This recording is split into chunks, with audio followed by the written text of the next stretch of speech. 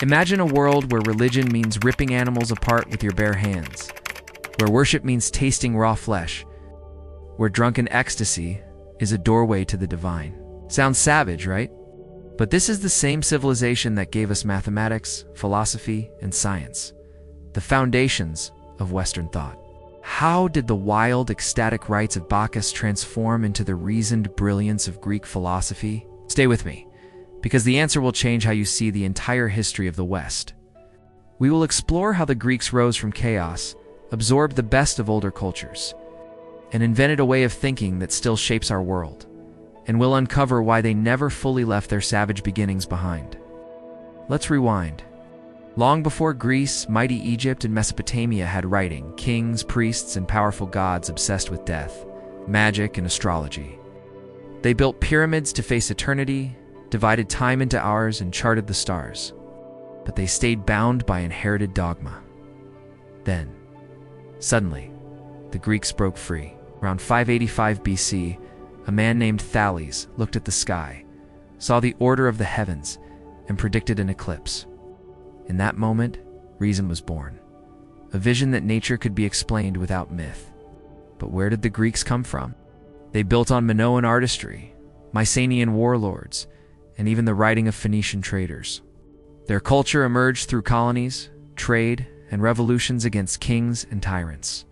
They invented coinage, spread literacy, and gave voice to epic poetry, Homer's Iliad and Odyssey, the stories that taught them how to think about life and death. Yet under that poetry, older fears still seethed. Primitive magic, fertility rituals, human sacrifices, they never vanished completely.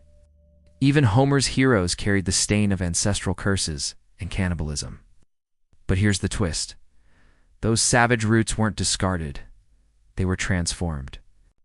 Dionysus, the wild god of wine and frenzy, became a bridge between the primitive and the philosophical. His worship, with its ecstatic dances and bloody sacrifices, evolved into Orphism, a movement that tried to tame intoxication into spiritual ecstasy. Through Orphism, Greeks learned to see the soul as immortal, judged by its deeds, destined for endless rebirth unless it found purity. They invented enthusiasm, literally meaning the God entering you, which Plato and later Christianity would reframe into higher spiritual visions. What does that mean?